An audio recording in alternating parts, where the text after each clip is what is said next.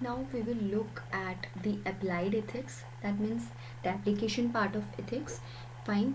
So first of all we'll see environmental ethics. ठीक है, सी growth है, ठीक है, ग्रोथ के बाद में डेवलपमेंट होता है एंड देन सस्टेन, मतलब कैसे हम आगे बढ़े. पहले हम सिर्फ इकोनॉमिक ग्रोथ पे बात करते थे, फिर हमने कहा इकोनॉमिक ग्रोथ से कुछ नहीं होगा, थोड़ा ब्रॉड करो इसको. ठीक है, तो मतलब उसमें ऐसा होना चाहिए ना, लोगों का भी फ़ायदा होना चाहिए, इंक्लूसिव होनी चाहिए वो ग्रोथ. तो हमने कहा एक हम बड़ा टर्म लेकर आए, डेवलपमेंट. तो इकोनॉमिक ग्रोथ सिर्फ क्वांटिटेटिव है, तो डेवलपमेंट, इकोनॉमिक डेवलपमेंट क्वालिटेटिव है. बट इस इकोनॉमिक डेवलपमेंट में हमने एनवायरनमेंट का तो ध्यान रखा नहीं, रिसोर्सेज का तो ध्यान रखा नहीं. ठीक है, तो हमने कहा इससे काम नहीं चलेगा, will have to talk about sustainable development. So धीरे धीरे ब्रॉड पैरामीटर्स जो हैं इसमें ऐड चले गए.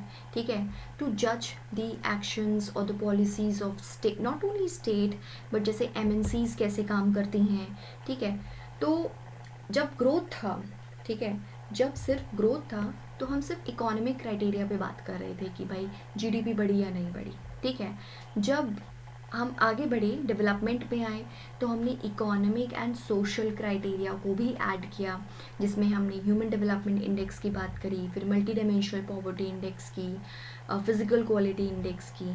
बट हम उस पर ये सोचना भूल गए कि हम इन सब डेवलपमेंट को किसकी कॉस्ट पे कर रहे हैं, एनवायरनमेंट की कॉस्ट पे कर रहे हैं. ठीक है, तो ये सब हम एनवायरनमेंट की कॉस्ट पे कर रहे हैं. तो ग्रोथ, ग्रोथ से development.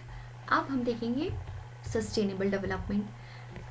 Human action, policy action, कोई भी पॉलिसी का जो भी एक्शन है, ऑर्गेनाइजेशन का कोई एक्शन है, ये हम सब जज करेंगे अब एनवायरनमेंट एज अ क्राइटेरिया. मतलब यहाँ पे हम सिर्फ सोशल इकोनॉमिक क्राइटेरिया पे नहीं करेंगे.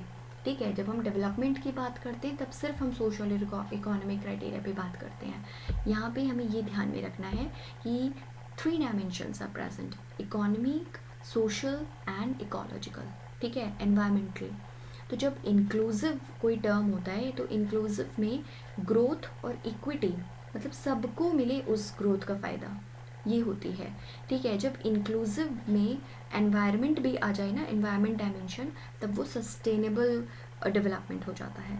तो जब ब्रंटलैंड की वो हुई थी, कॉन्फ्रेंस हुई थी, तो ब्रंटलैंड कमीशन ने अपनी रिपोर्ट दी थी 1983 में, जिसमें सस्टेनेबल डेवलपमेंट को इन्होंने कहा था कि सस्टेनेबल डेवलपमेंट जो हो गई ना, हमारी स्ट्रैटेजी होगी अब आगे से डेवलपमेंट की. ठीक है, तो आज के टाइम में, कंटेम्प्रेरी टाइम में जो भी कंटेम्प्रेरी कंसेप्ट होंगे, उन्हें उनकी एनवायरमेंटल एथिक्स की जब भी बात की जाएगी तो हमें देखना पड़ेगा from the broad parameter of sustainable development.